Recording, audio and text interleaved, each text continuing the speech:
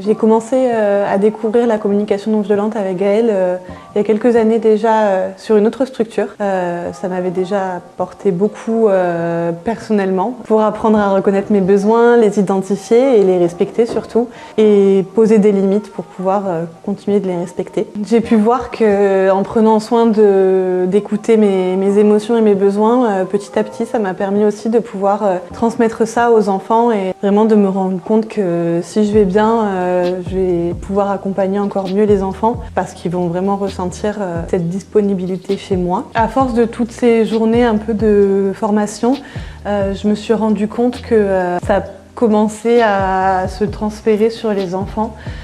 C'est-à-dire que sur des petites situations avant où je me serais peut-être pas attardée, par exemple un enfant qui tombe, où j'aurais eu tendance à dire tu as mal, relève-toi, on va mettre du froid. Maintenant je vais essayer de un peu plus décrypter, lui demander si effectivement il a mal ou pas, ou bien s'il a juste eu peur, ou est-ce qu'il est vexé parce qu'il est tombé devant tous les copains de la crèche. Je me suis rendu compte que finalement c'était souvent qu'il était vexé, donc l'accompagnement est différent et je peux voir que petit à petit ce genre de questions qu'on peut leur poser, ils arrivent à se les poser entre eux, notamment pour les enfants qui ont acquis la parole, où je peux entendre des fois des phrases « Ah ben, tu es triste ou tu as mal ?» et certains venir nous solliciter pour nous informer qu'un enfant pleure, qu'il a besoin d'un câlin ou qu'ils veulent leur doudou. C'est vrai que j'ai commencé le poste de référente technique, j'étais encore jeune diplômée. J'ai eu beaucoup de responsabilités à gérer tout de suite et la communication non violente du coup m'a permis de pouvoir prendre ma place en tant que référente technique au sein d'une équipe dans l'ouverture d'une structure où il fallait aussi pouvoir accompagner 4 personnes qui découvraient aussi l'univers de la crèche.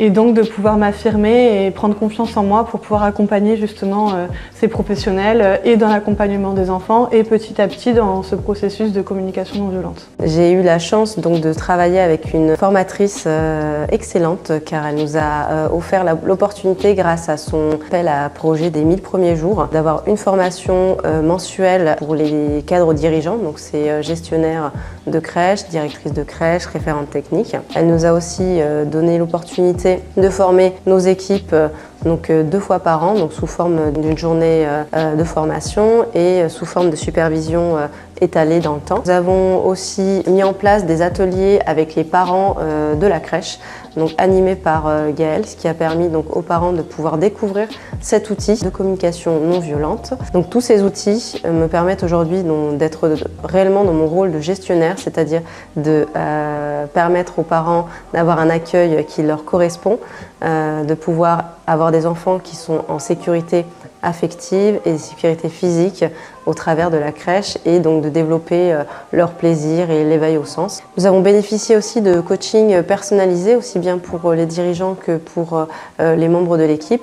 Et donc toutes ces formations, ces ateliers avec les parents, ces coachings, ces formations mensuelles ont permis donc de vivre vraiment une expérience d'incubateur. Tout le monde a baigné au travers donc de cette expérience de reconnaissance de ses émotions et de ses besoins et donc d'ouverture vers la communication non violente. Pour vous citer quelques exemples, du moins un exemple concret, lorsque une des professionnelles arrive en structure agacée, moi voyant cette professionnelle très en colère, donc j'ai pris le parti de l'isoler, discuter avec elle et en discutant avec elle, donc j'ai d'abord accueilli sa réalité, donc ses émotions, ses besoins. On a essayé au fur et à mesure de cette danse-là, dans cette conversation, de savoir bien quelles étaient les émotions qui étaient à ce moment, quels besoins n'étaient pas répondus. Au fur et à mesure, la professionnelle s'est sentie en confiance et on a pu donc chacune échanger sur nos besoins. Donc moi, j'ai pu aussi lui dire mon rôle et mes besoins à ce moment-là. Donc un besoin de sécuriser les enfants et de sécuriser l'équipe, ce qui a permis donc de dénouer